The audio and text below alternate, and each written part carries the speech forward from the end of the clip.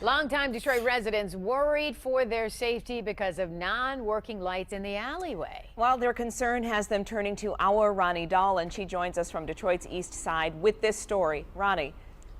Most of the neighbors on this block are lifelong Detroiters, born and raised here. They are proud of the city, dedicated to the city.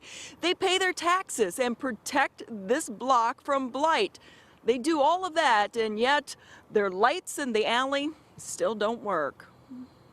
There's a light right there that needs to be working. Joanne Lester is worried not just for her own safety, but also for the safety of her neighbors. We have all original neighbors here.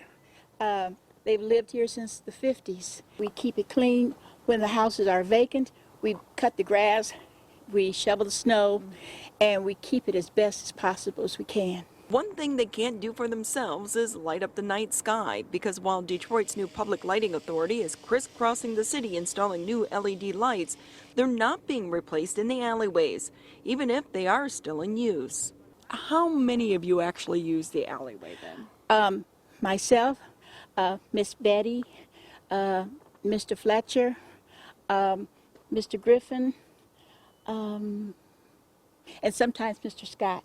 The public lighting department told me if I really wanted the lights on that end there and that one, I would have to pay for it. Joanne already pays an additional fee for the street light directly behind her house. I'm on a fixed income, and I'm working part-time now to make ends meet.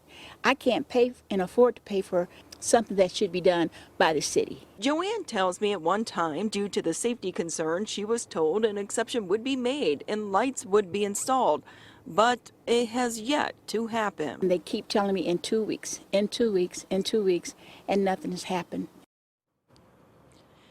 And so in a statement from the Public Lighting Authority, I am being told that exception is being made, not because of the safety issues, but because the alley is the only way these residents can get access to their garages and then to their homes. So this is all moving forward. November 17th, the approval was granted for the lights to be installed, but the lighting or the wiring to get them installed is outdated, and so a contractor has been hired.